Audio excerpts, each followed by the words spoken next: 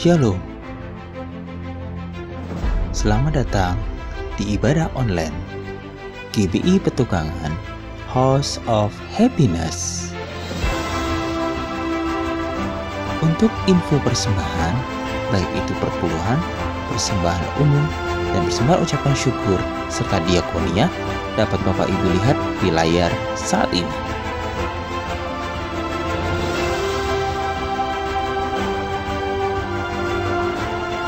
Untuk tertib administrasi, bukti persembahan mohon difoto lalu dikirimkan melalui WhatsApp ke nomor 0822 9900 8683. Akhirnya, kami mengucapkan selamat beribadah. Tuhan Yesus memberkati.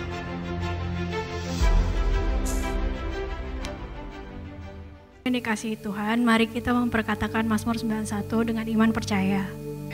Dalam lindungan Allah, orang yang duduk dalam lindungan yang maha tinggi dan bermalam dalam naungan yang maha kuasa akan berkata kepada Tuhan, tempat perlindunganku dan kubu pertahananku, Allahku yang kupercayai. Sungguh, Dialah akan melepaskan engkau dari jerat penangkap burung, dari penyakit sampar yang busuk. Dengan kepaknya Ia akan melindungi engkau, di bawah sayapnya engkau akan berlindung. Kesetiaannya ialah perisai dan pagar tembok. Engkau tahu saat takut terhadap kedahsyatan malam, terhadap panah yang terbang di waktu siang, terhadap penyakit sampar yang berjalan dalam gelap, terhadap penyakit menular yang mengamuk di waktu petang. Walau 1.000 orang rebah di sisimu dan 10.000 di sebelah kananmu, tetapi itu tidak akan menimpamu. Engkau hanya menontonnya dengan matamu sendiri dan melihat pembalasan terhadap orang-orang fasik. Sebab Tuhan ialah tempat perlindunganmu, yang maha tinggi telah kau buat tempat perteduhanmu. Malapetaka tidak akan menimpa kamu, dan tulah tidak akan mendekat kepada kemahmu. Sebab malaikat-malaikatnya akan diperintahkannya kepadamu untuk menjaga engkau di segala jalanmu. Mereka menentang engkau di atas tangannya, supaya kakimu jangan terantuk kepada batu. Singa dan ular tudung kau kalahkan, kau akan menginjak anak singa dan ular naga. Sungguh hatinya melekat padaku, maka aku akan meluputkannya. Aku akan membentenginya, sebab ia mengenal namaku. Bila ia berseru kepadaku, aku akan menjawab. Aku akan menyertai dia dalam kesesakan. Aku akan meluputkannya dan memuliakannya. Dengan panjang umur akan kukenyangkan dia, dan akan kuperlihatkan kepadanya keselamatan yang daripadaku. Apa yang dimaksud dengan Pentakosta ketiga? 1. Pentakosta ketiga adalah pencurahan Roh Kudus yang dahsyat di zaman ini, melebihi yang terjadi di Azusa Street. 2. Pentakosta ketiga akan mengakibatkan penuaian jiwa yang terbesar dan yang terakhir sebelum Tuhan Yesus datang kembali. 3. Pentakosta ketiga akan membangkitkan generasi Yeremia, yaitu anak-anak muda yang dipenuhi Roh Kudus, cinta mati-matian kepada Tuhan Yesus, tidak kompromi terhadap dosa, dan akan bergerak untuk memenangkan jiwa. 4. Pentakosta ketiga lahir di Indonesia dan bergerak ke bangsa-bangsa. Gerakan ini dari timur ke barat dan akan kembali ke Yerusalem. 5. Pentakosta ketiga akan memberikan kuasa untuk menyelesaikan amanat agung, dan setelah itu Tuhan Yesus datang kembali.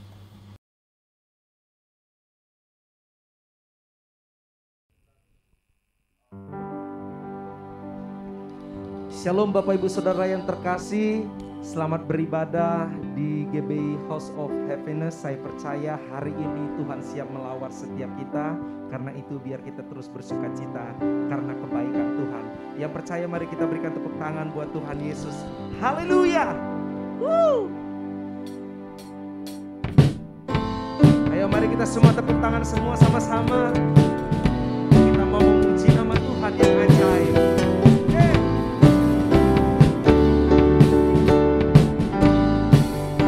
Sama-sama katakan, betapa baiknya Engkau Tuhan, kasih-Mu tiada berkesudahan.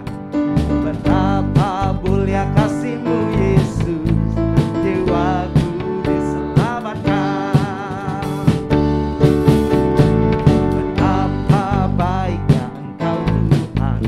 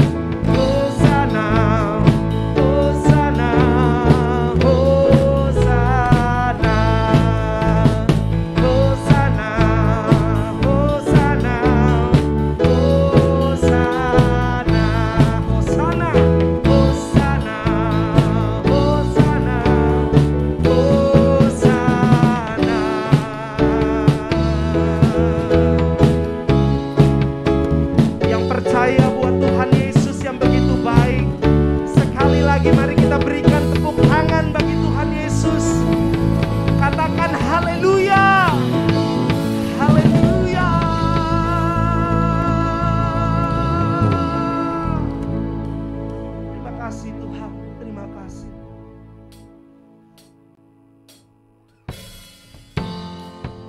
Kami terus mau menyembah-Mu ya Tuhan.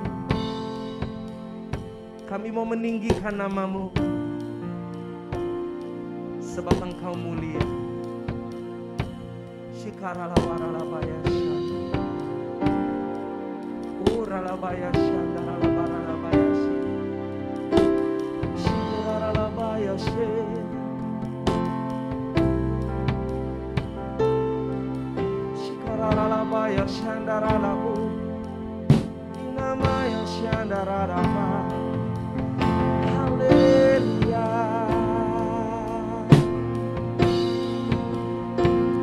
Terpujilah nama-Mu ya Tuhan. Terpujilah nama-Mu Yesus. Oh, haleluya.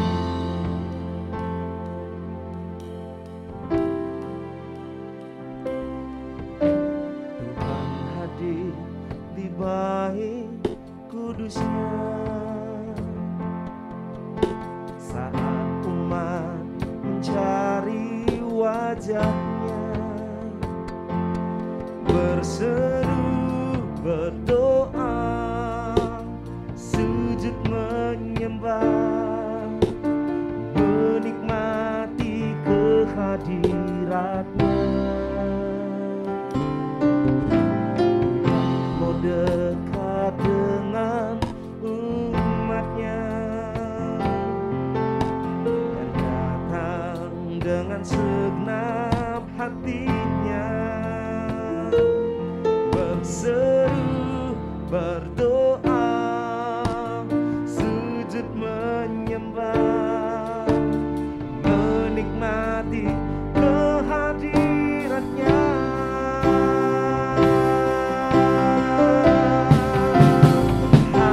Hadirat-Mu memenuhiku, hadirat kudus-Mu penuhi bait-Mu, dan ku tersungkur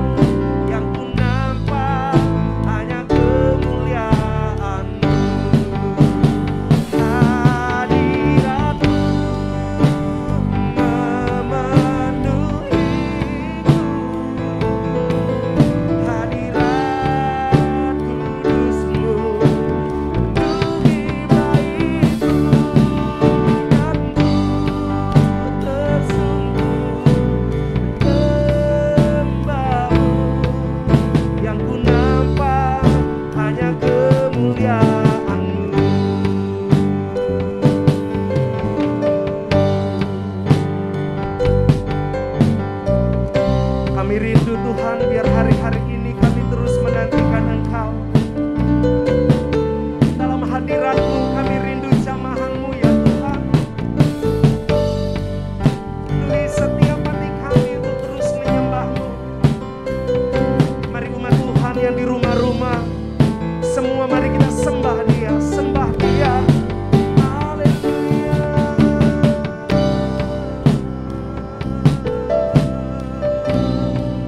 Terima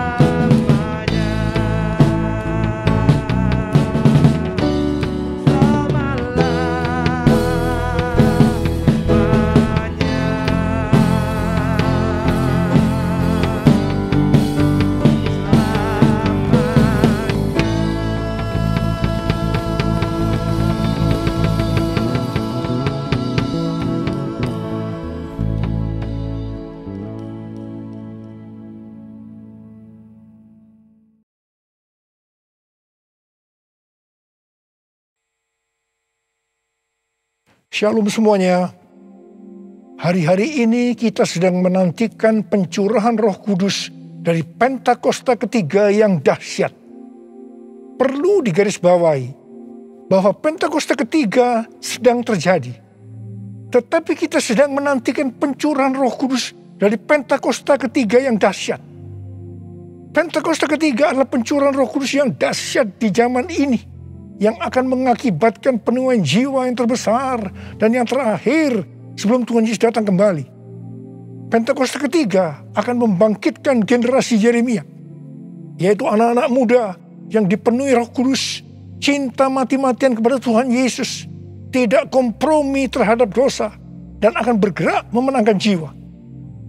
Pentakosta ketiga akan memberikan kuasa untuk menyelesaikan amanat agung. Setelah itu Tuhan Yesus datang kembali. Apa yang harus kita lakukan supaya pencurahan Roh Kudus dari Pentakosta ketiga yang dahsyat itu terjadi? Pada zaman Elia, orang-orang Israel bertobat karena mereka melihat api Tuhan turun. Api Tuhan ini turun setelah Elia berdoa. Elia berdoa dan berkata kepada Tuhan, "Ya Tuhan, Allah Abraham, Ishak dan Israel, pada hari ini biarlah diketahui orang bahwa Engkaulah Allah di tengah-tengah Israel, dan bahwa aku ini hamba-Mu, dan bahwa atas firman-Mu lah aku melakukan segala perkara ini. Jawablah aku ya Tuhan, jawablah aku, supaya bangsa ini mengetahui bahwa Engkaulah yang membuat hati mereka tobat kembali." Apa yang terjadi setelah Elia berdoa? Lalu turunlah api Tuhan, membakar habis korban bakaran, kayu api, batu dan tanah itu. Bahkan air yang dalam parit habis dijilatnya. Ketika seluruh rakyat melihat kejadian itu, sujudlah mereka serta berkata, "Tuhan, Dialah Allah. Tuhan, Dialah Allah." Jadi, kalau kita mau melihat api Roh Kudus dari Pentakosta ketiga dicurahkan dengan dahsyatnya, seperti yang dilakukan Elia dengan berdoa, maka kita, gereja Tuhan, harus berdoa, memuji, dan menyembah Tuhan dalam unity siang dan malam. Hal ini juga seperti yang dilakukan oleh murid-murid Tuhan Yesus waktu menantikan pencurahan Roh Kudus di kamar loteng, yang kita sebutkan sebagai Pentakosta pertama. Kisah Para Rasul 1 ayat 14 bagian A berkata, mereka semua bertekun dengan sehati dalam doa bersama-sama. Artinya, mereka berdoa, memuji dan menyembah Tuhan bersama-sama dalam unity siang dan malam. Ini adalah prinsip restorasi Pondok Daud. Ini adalah prinsip menara doa. Hal yang seperti ini juga dilakukan oleh William Seymour dan teman-temannya waktu menantikan pencurahan Roh Kudus di Azusa Street yang disebutkan sebagai Pentakosta kedua. Jadikan aku Tuhan, rumah doa-Mu, agar semua suku bangsa datang menyembah-Mu. Jadikan aku Tuhan, rumah doa-Mu, agar semua suku bangsa datang menyembah-Mu.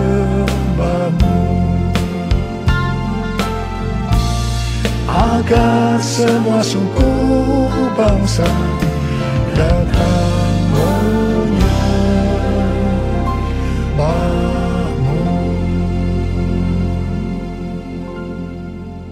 GBI Jalan Jenderal Gatot Subroto sudah berumur 33 tahun. DNA gerejanya adalah restorasi Pondok Daud yang didefinisikan sebagai prajurit-prajurit Tuhan yang gagah perkasa, yang mempunyai gaya hidup berdoa, memuji dan menyembah Tuhan dalam unity siang dan malam, dan melakukan kehendak Tuhan pada zaman ini.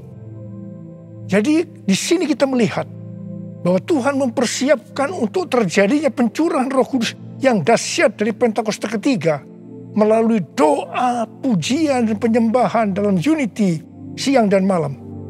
Ini berbicara juga tentang menara doa. Kitab Wahyu pasal 5 berbicara tentang keadaan di sorga. Ketika anak domba, yaitu Tuhan Yesus, mengambil gulungan kitab yang ditulisi sebelah dalam dan luarnya, dan dimeteraikan dengan 7 meterai dari tangan Dia yang duduk di atas tahta itu. Karena hanya Tuhan Yesus saja yang bisa membuka gulungan kitab itu dan membuka meterainya. Maka tersungkurlah keempat makhluk dan ke-24 tua-tua itu di hadapan Tuhan Yesus. Ke-24 tua-tua itu masing-masing memegang satu kecapi dan satu cawan emas yang penuh dengan kemenyan. Itulah doa orang-orang kudus. Ketika mereka menyanyikan nyanyian baru, yaitu nyanyian yang memuliakan Tuhan Yesus, apa yang terjadi? Yang pertama, beribu-ribu laksa malaikat, makhluk-makhluk termasuk tua-tua itu juga meresponi nyanyian baru yang memuliakan Tuhan Yesus. Ini bisa diartikan terjadinya penuaian jiwa beribu-ribu laksa. Yang kedua, ternyata yang meresponi nyanyian baru yang memuliakan Tuhan Yesus tidak hanya beribu-ribu laksa, tetapi semua makhluk di sorga, di bumi, yang di bawah bumi, dan yang di laut, dan semua yang ada di dalamnya. Ini bisa diartikan bahwa setiap lutut bertelut, semua lidah mengaku bahwa Yesus Kristus itu adalah Tuhan. Haleluya! Semua hal yang terjadi ini bisa diartikan sebagai berikut. Ke-24 tua-tua memegang kecapi yang berbicara tentang pujian dan penyembahan. Dan cawan yang berisi kemenyan, yaitu doa orang-orang kudus. Ini bisa diartikan ketika kita berdoa, memuji dan menyembah Tuhan dalam unity siang dan malam, dengan menyanyikan nyanyian baru yang memuliakan Tuhan, maka akan terjadi penuaian jiwa beribu-ribu laksa. Bahkan akan membuat setiap lutut bertelut dan semua lidah mengaku Yesus adalah Tuhan. Hal ini sesuai dengan Kisah Para Rasul 15 ayat 15 sampai dengan 18, di mana restorasi Pondok Daud akan membuat semua orang lain mencari Tuhan. Dan segala bangsa yang tidak mengenal Allah, yang kusebut milikku, mencari Tuhan. Yang artinya setiap lutut akan bertelut dan semua lidah akan mengaku Yesus adalah Tuhan. Haleluya! Tahun 2013 merupakan tahun yang bersejarah bagi GBI Jalan Jenderal Gatot Subroto. Mengapa?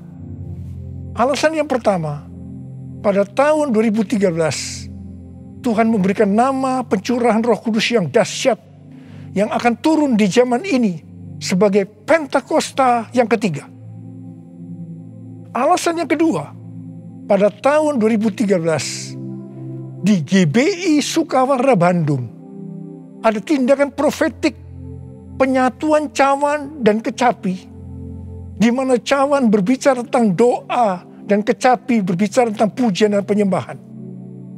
Penyatuan cawan dan kecapi secara profetik ini diwakili oleh Dr. Yonggi Cho dari Gereja Yoido Full Gospel Korea Selatan yang mempunyai ciri menonjol tentang doa. Dan saya dari GBI Jalan Jenderal Gatot Subroto yang mempunyai ciri menonjol dalam pujian dan penyembahan. Tindakan profetik penyatuan cawan dan kecapi ini sebagai tanda dimulainya penuaian jiwa yang terbesar dan yang terakhir dengan adanya Pentakosta ketiga sebelum Tuhan Yesus datang kembali. Salah satu wujud dari tindakan penyatuan secara profetik cawan dan kecapi ini adalah pada tahun 2014 Hansai University memberikan gelar doktor kehormatan, doktor honoris causa di bidang teologi kepada saya. Meskipun Dr. Yonggi Cho dan istrinya Dr. Kim sudah dipanggil Tuhan, saya percaya penyatuan secara profetik cawan dan kecapi ini tidak dapat dibatalkan. Hosana, Hosana di tempat yang tinggi. Hosana, Hosana di hati yang suci. Hosana, Hosana, Hosana in the highest. Hosana, Hosana, Hosana in the highest. Hosana in the highest. Hosana in the highest.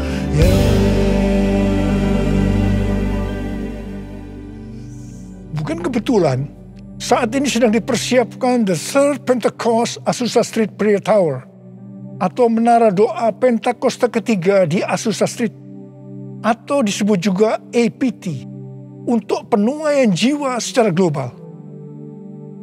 APT ini dimulai secara virtual sejak tanggal 15 April 2021. Tanggal ini sesuai dengan peristiwa 115 tahun yang lalu, yaitu pada tanggal 15 April 1906 waktu Indonesia, atau tanggal 14 April waktu Amerika, yaitu dimulainya kebaktian kebangunan rohani yang dahsyat di sebuah gedung tua di Azusa Street yang dipimpin oleh William Seymour.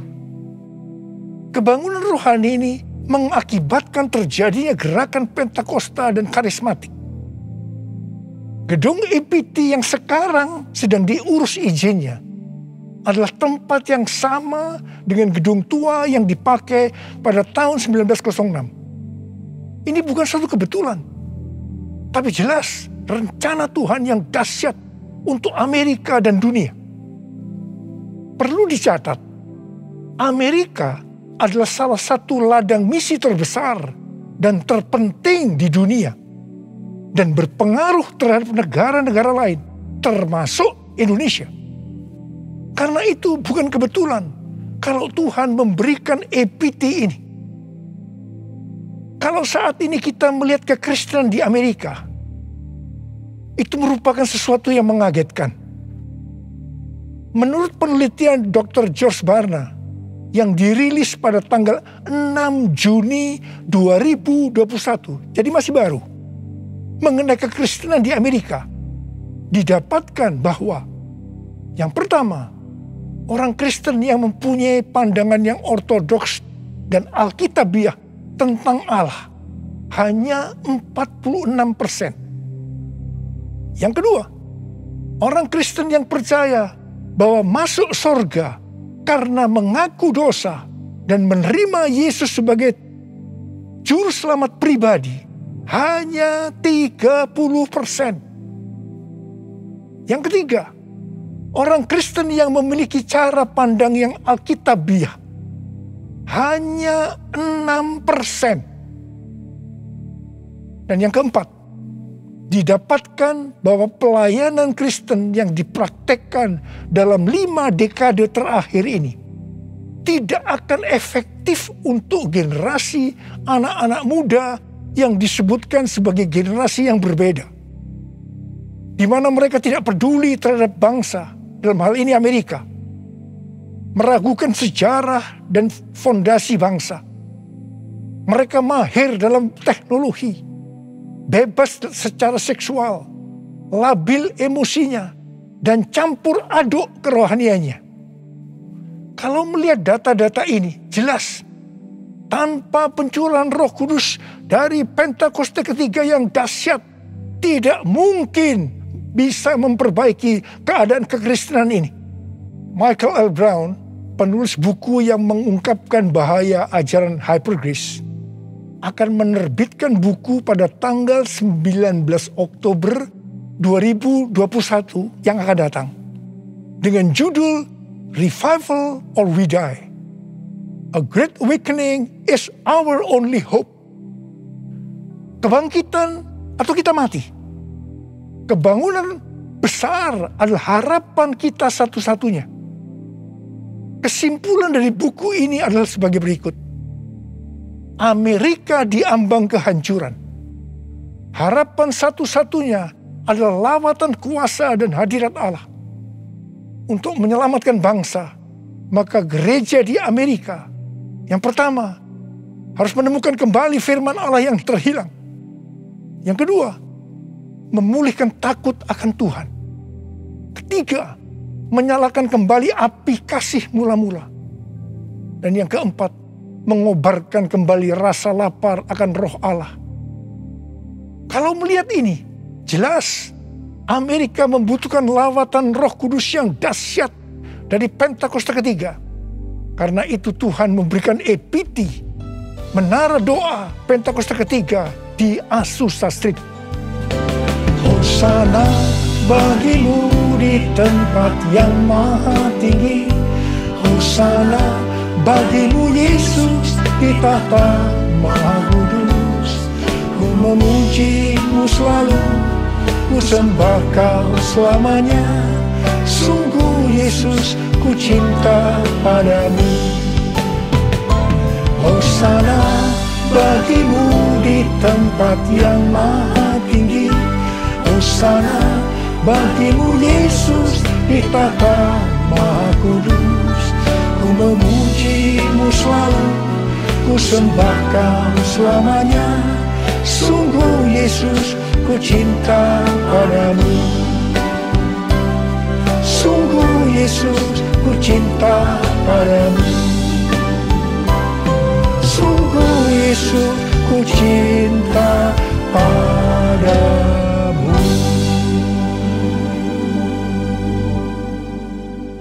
Kalau pada zaman Elia, orang-orang Israel bertobat karena melihat api Tuhan turun dengan doa Elia, maka pada hari-hari ini kita akan melihat penuaian jiwa yang terbesar dan yang terakhir, bangkitnya generasi Yeremia dan menyelesaikan amanat agung karena pencurahan Roh Kudus yang dahsyat dari Pentakosta ketiga. Karena doa-doa yang dinaikkan oleh gerejanya. Sebelum berdoa, ada 3 hal yang dilakukan oleh Elia yang juga harus dilakukan oleh gerejanya. Yaitu yang pertama, Elia membuat mezbah dengan menyusun 12 batu yang melambangkan 12 suku Israel. Ini berbicara tentang unity. Dalam Yohanes 17 kita melihat doa Tuhan Yesus kepada Bapa.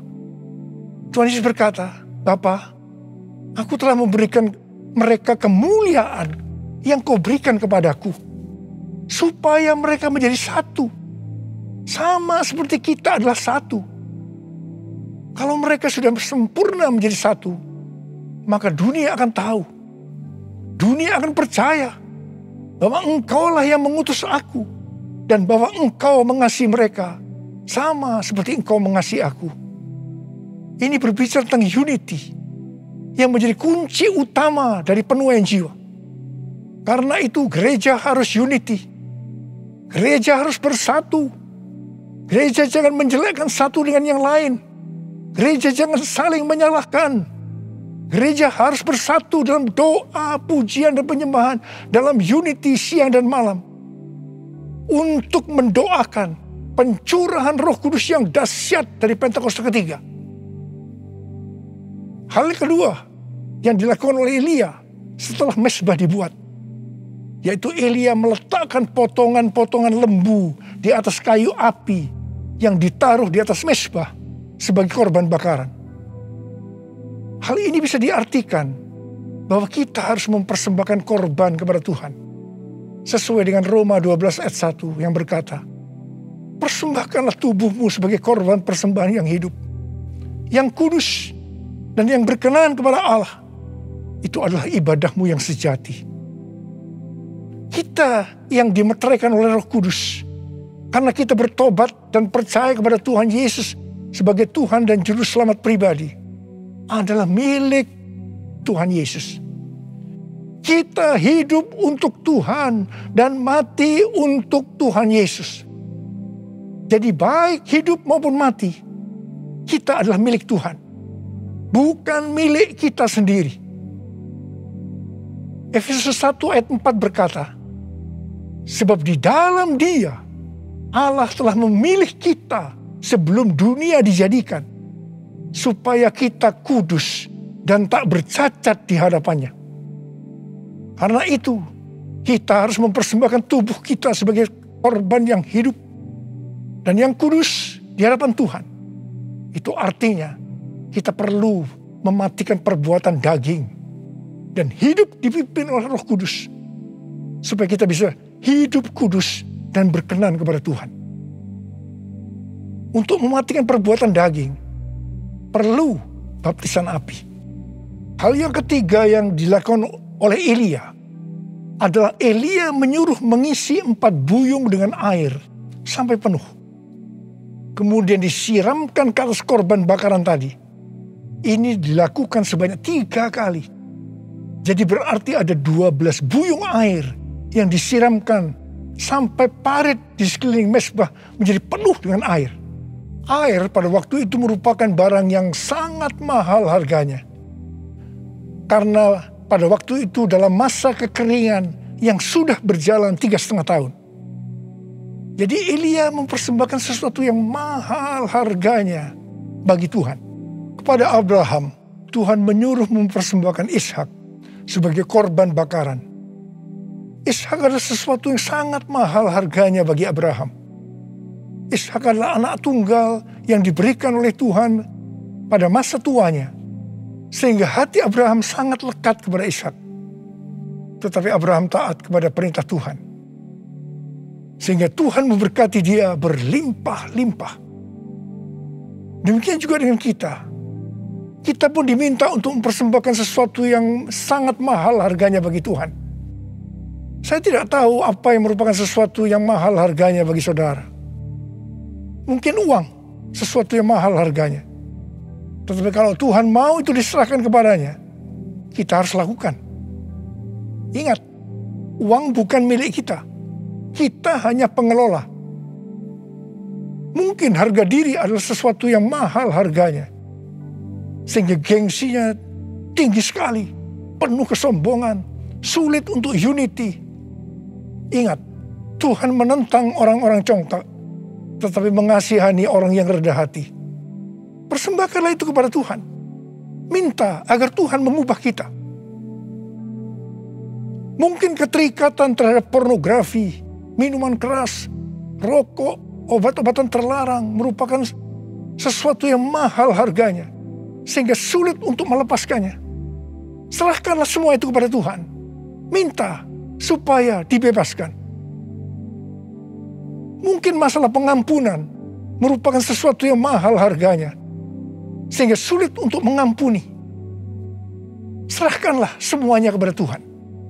Minta supaya Tuhan mengubah hati kita untuk bisa mengampuni orang yang bersalah kepada kita. Setelah Elia melakukan 3 hal itu, maka Elia berdoa, dan doa Elia dijawab Tuhan. Kalau kita sebagai gereja Tuhan mau melihat kebangunan rohani yang terjadi karena pencurahan Roh Kudus yang dahsyat dari Pentakosta ketiga turun, maka sebelum kita berdoa, lakukan 3 hal tadi. Saya percaya Indonesia akan dipenuhi dengan kemuliaan Tuhan. Dan lebih daripada itu, seperti yang dikatakan dalam Habakuk 2 ayat 14, sebab bumi akan penuh dengan pengetahuan tentang kemuliaan Tuhan, seperti air yang menutupi dasar laut. Itu terjadi. Ada berapa banyak di antara saudara yang merindukan pencurahan Roh Kudus yang dahsyat dari Pentakosta ketiga itu turun, sehingga akan terjadi penuaian jiwa yang terbesar dan yang terakhir sebelum Tuhan Yesus datang untuk kali yang kedua. Bangkitnya generasi Yeremia dan menyelesaikan amanat agung. Saya mau berdoa buat saudara. Mari angkat tangan saudara. Kita nyanyikan bersama-sama. Curahkanlah kuasa-Mu Tuhan, mujizat terjadi di tempat ini. Curahkanlah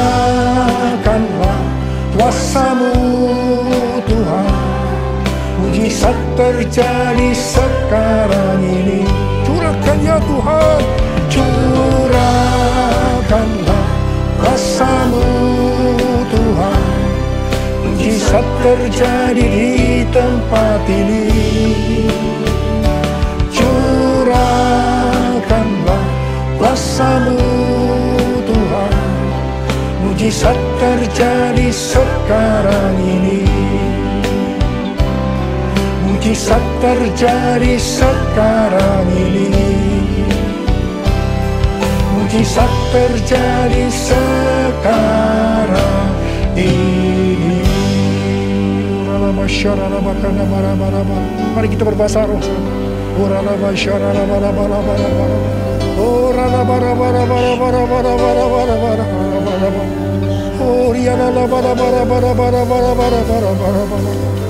Tuhan, Kau melihat tangan-tangan yang terangkat, anak-anak-Mu yang merindukan turunnya Pentakosta ketiga.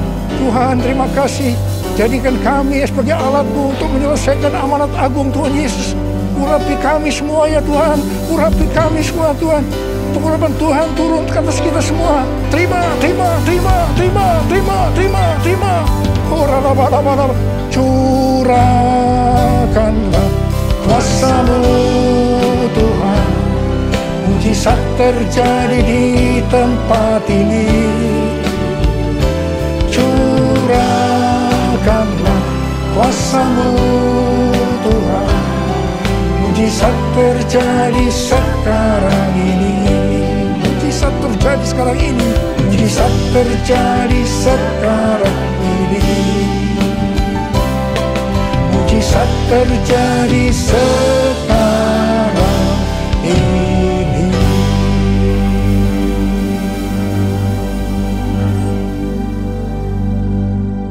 Mari saudara-saudara, kita akan masuk dalam perjamuan kudus. Kita akan mengingat ayat ini. Sebab setiap kali kamu makan roti ini dan minum cawan ini, kamu memberitahukan kematian Tuhan sampai Ia datang. Perjamuan kudus adalah perjamuan Tuhan Yesus sendiri. Setiap kali kita masuk dalam perjamuan kudus, Tuhan Yesus selalu berkata, biarlah ini menjadi peringatan akan aku. Karena itu, mari arahkan hati kita semua kepada kebaikan Tuhan. Kita akan mengingat kebaikan Tuhan. Supaya kita lebih mengasihi Tuhan Yesus. Kita lebih mengasihi satu dengan yang lain. Mari tundukkan kepala. Tuhan, siapakah kami sebelum kami mengenal Engkau? Kami semua orang berdosa. Upah dosa adalah maut, mati. Tapi Engkau yang tidak berdosa telah dijadikan dosa oleh karena kami. Engkau harus turun dari sorga mulia, menjelma menjadi manusia. Mati ganti kami dengan penderitaan yang luar biasa. Sungguh kalau kami pikirkan ya Aba, betapa baiknya Engkau itu. Kau jadikan kami sebagai anak-anak-Mu. Engkau memberkati, Engkau tuntun, Engkau membela kami, Engkau mengajar kami. Engkau juga menegur kalau kami salah. Itu Engkau ya Aba. Betapa baiknya Engkau itu. Terima kasih, terima kasih. Tuhan akan memberkati kita semua melalui perjamuan kudus. Tapi Tuhan mau kita makan dan minum dengan cara yang benar. Karena itu sekarang, mari kita introspeksi. Sebelum kita masuk dalam perjamuan kudus, kita introspeksi. Jangan menyimpan dosa. Kalau Tuhan ingatkan saat ini tentang dosa yang harus kita selesaikan, langsung minta ampun. Mari kita minta ampun. Ampuni saya Tuhan. Katakan. Ampuni saya Tuhan, ampuni saya. Ampuni Tuhan, ampuni kami semua Tuhan. Ya Tuhan, Kau sedang melihat anak-anak-Mu yang sedang meminta ampun padamu. Layakkan kami untuk masuk dalam perjamuan kudus. Kami akan masuk dalam perjamuan kudus dengan hati yang penuh ucapan syukur. Dalam nama Yesus kami berdoa. Amin. Mari. Sekarang kita angkat roti di tangan kanan kita tinggi. Sebab apa yang telah kuteruskan kepadamu telah aku terima dari Tuhan. Yaitu bahwa Tuhan Yesus pada malam waktu Ia diserahkan mengambil roti. Dan sesudah itu Ia mengucap syukur atasnya.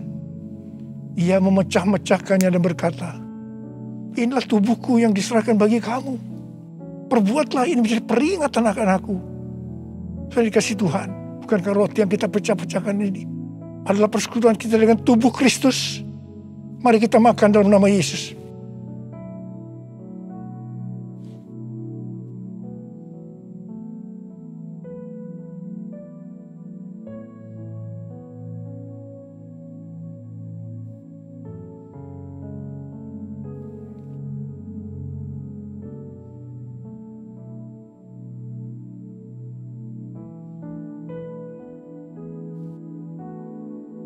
Angkat cawan di tangan kanan kita tinggi-tinggi. Demikian juga ia mengambil cawan sesudah makan lalu berkata, cawan ini adalah perjanjian baru yang dimeteraikan oleh darahku.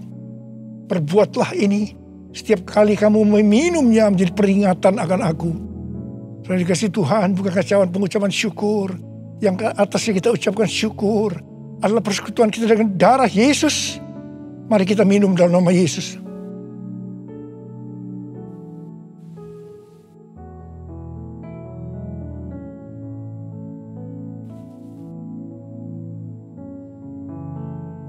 Mari kita angkat tangan kita, ucapkan syukur dengan suara. Jangan diam. Terima kasih Tuhan, terima kasih. Terima kasih ya Tuhan. Terima kasih ya Tuhan. Terima kasih.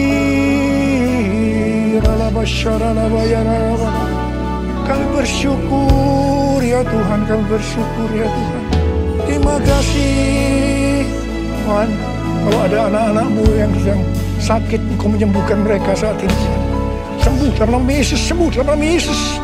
Mujizat terjadi dalam hidupmu saat ini. Oh Rarabashikara lama-lama Engkau tolong mereka ya Tuhan, yang membutuhkan pertolongan Tuhan. Ya, Engkau melihat saat ini anak-anakmu ya Tuhan. Oh Tuhan, terima kasih buat semuanya. Terima kasih. Terima kasih buat semuanya ya Tuhan. Terima kasih Yesusku, terima kasih Yesusku. Puji syukur hanya bagi Tuhanku. Terima kasih Yesusku, terima kasih Yesusku. Puji syukur hanya bagi Tuhanku. Terima kasih Tuhan. Terima kasih Yesusku, terima kasih Yesusku. Puji syukur hanya bagi Tuhanku. Terima kasih Yesusku, terima kasih Yesusku. Puji syukur hanya bagi Tuhanku. Puji syukur hanya bagi Tuhanku. Puji syukur hanya bagi Tuhanku.